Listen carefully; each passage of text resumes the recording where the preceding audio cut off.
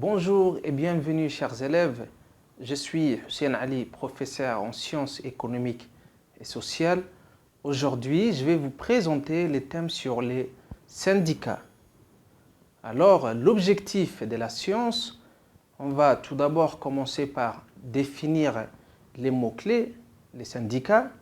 Ensuite, nous allons voir les rôles et l'évolution du syndicat.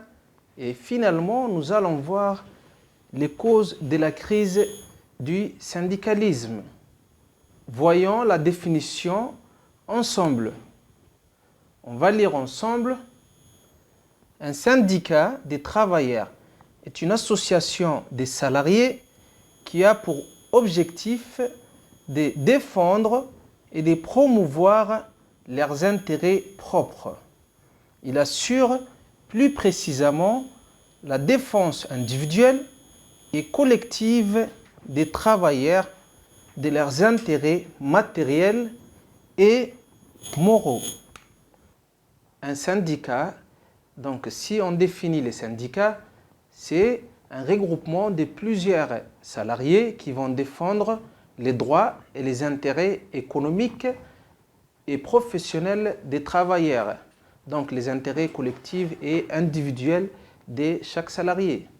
Donc, autrement dit, si j'explique ça, un syndicat, tout simplement, veut dire une association de plusieurs travailleurs qui vont défendre les intérêts individuels et collectifs. Alors, ici, nous allons voir les rôles du syndicat. Quels sont les rôles du syndicat? On va lire ensemble. Les syndicats assurent la défense collective et individuelle des intérêts des salariés au niveau national et à l'échelle de l'entreprise.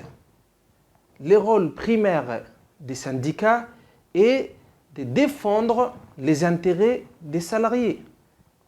Par exemple, en cas de problème ou en cas de conflit avec les chefs d'entreprise ou avec l'État, les syndicats vont directement défendre les intérêts individuels et collectifs des salariés. Ils vont prendre la défense des salariés.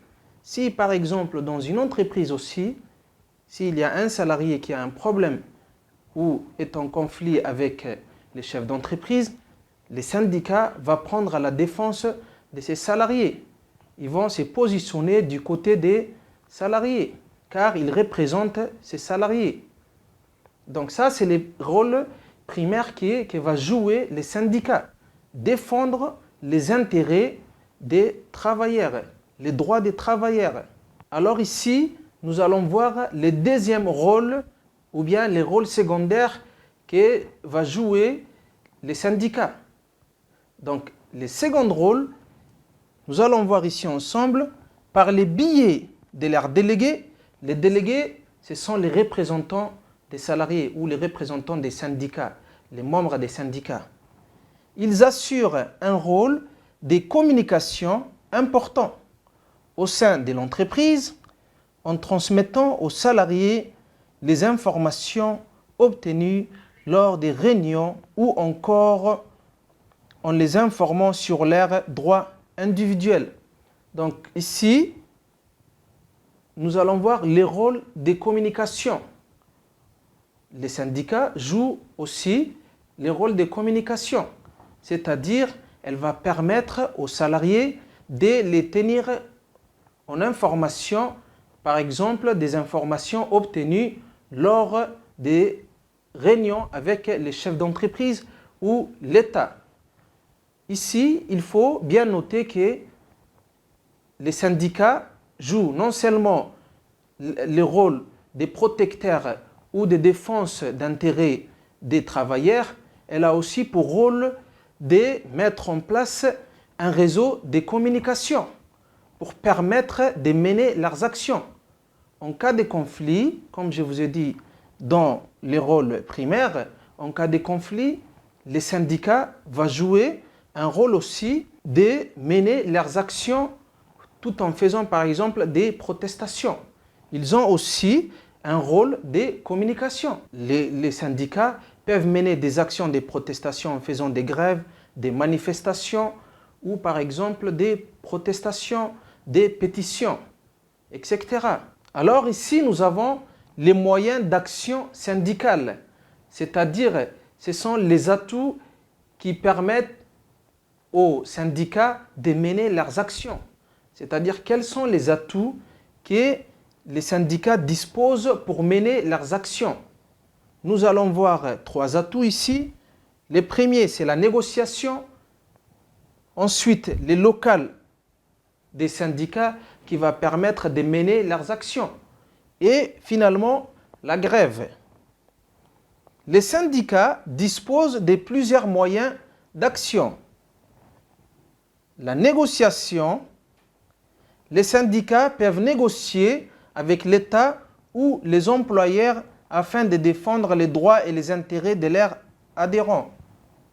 Ici, ces moyens d'action nous montrent que les syndicats, elle a comme un moyen d'action la négociation. Quand elle veut agir, elle va par exemple commencer par négocier.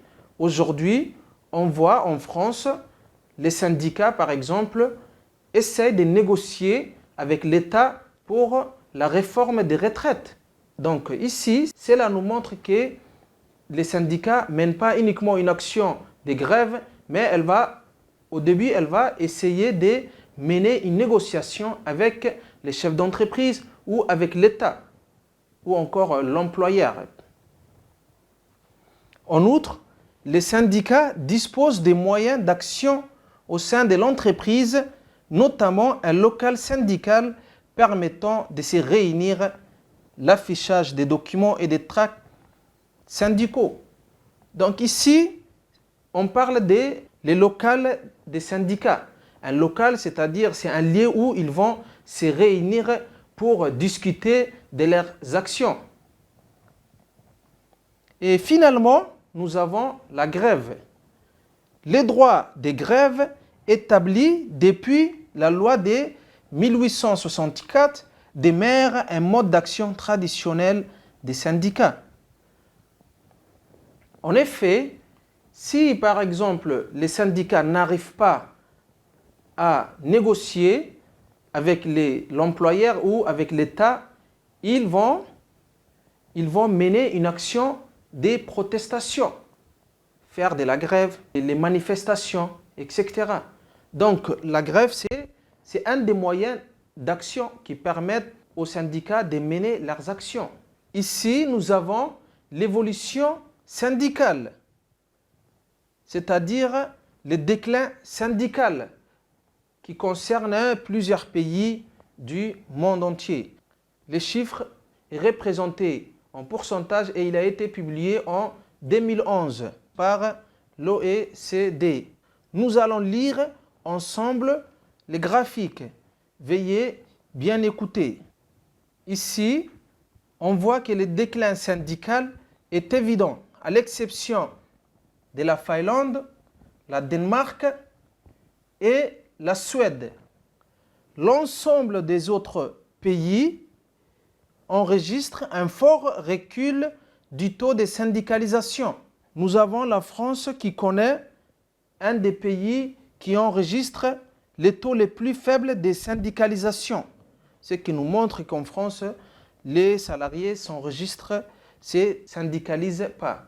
Donc, ce qui nous montre qu'en France, les salariés ne s'enregistrent pas ou bien ne se syndicalisent pas. Avant de finir notre séance, nous allons voir les causes de la crise du syndicalisme. Les causes de la crise du syndicalisme sont la transformation de l'appareil productif. La transformation de l'appareil productif peut être source de la crise du syndicalisme car aujourd'hui, on assiste de plus en plus de transformations des formes économiques, des formes de l'activité économique. Car aujourd'hui, nous sommes dans l'économie des services. On parle des secteurs tertiaires. Alors, le taux de syndicalisation est plus faible dans les secteurs tertiaires. Car on peut dire que les conditions de travail sont moins pénibles que dans les secteurs secondaires. Donc ici, la transformation de l'appareil productif, c'est la fermeture des usines. Aujourd'hui, on est plus dans les entreprises des services. Les usines ne sont plus là. Alors, les salariés qui travaillent dans les secteurs tertiaires sont plus qualifiés. Plus qualifiés que ceux des secteurs secondaires. Donc, ils ne vont pas, voilà, les salariés des secteurs tertiaires, ils se syndicalisent moins, car ils voient que leurs conditions de travail sont moins pénibles que dans les secteurs secondaires. Ensuite, nous avons la montée du chômage. La montée du chômage peut expliquer ou peut être à cause de la crise du syndicalisme, car aujourd'hui, la montée du chômage pousse à une dissociation entre les actifs, ceux qui travaillent, et les chômeurs. En outre, par peur de se faire licencier, ceux qui ont déjà un travail, ils ont peur de se faire licencier, car le taux de chômage est très élevé. Et du coup, ils ont peur qu'un autre demandeur d'emploi qui est prêt à travailler avec quelle que soit la condition ou les conditions de travail.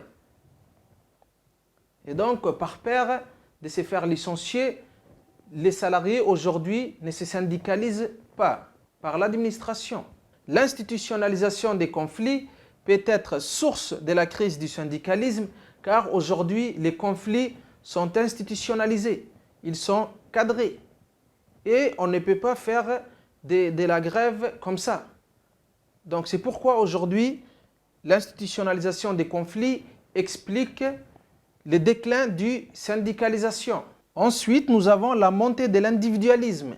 La montée de l'individualisme est le fait qu'aujourd'hui, chacun pense pour soi.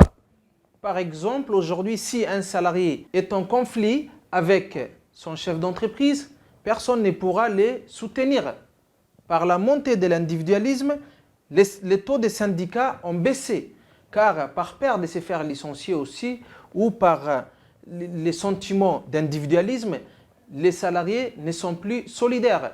Donc, ce qui va mettre en déclin les taux du syndicalisme.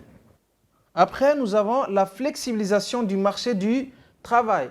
La flexibilisation du marché du travail, c'est le fait qu'aujourd'hui, les employés ou les salariés sont recrutés à un contrat déterminé. Un contrat déterminé, c'est-à-dire pour une courte durée. Donc, si un salarié est recruté pour une courte durée, il n'a pas le temps de se syndicaliser, car son temps de travail, le temps qu'il va occuper le travail est déterminé. Ce qui nous explique le déclin du syndicalisme.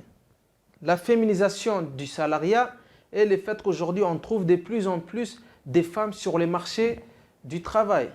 Ce qui explique que les femmes connaissent un taux de syndicalisation plus faible par rapport aux hommes. C'est-à-dire que le taux de syndicalisation est d'autant plus faible chez les femmes que chez les hommes.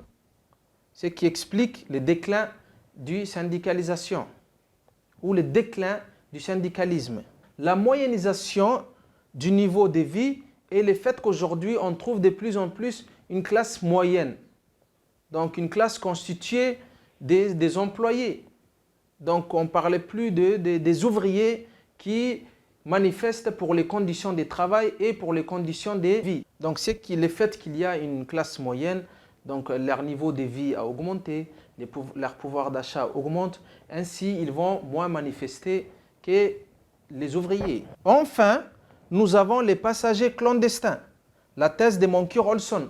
Les passagers clandestins, ce sont des individus qui profitent des actions des autres. Donc, par exemple, un individu qui ne se syndicalise pas, mais qui profite de leurs actions. Donc, beaucoup de gens aujourd'hui ont cette pensée d'être un passager clandestin, de profiter des actions des autres, sans que cela n'a des répercussions sur lui. Et ainsi prend fin notre séance. Merci de votre attention, bon courage et bonne suite.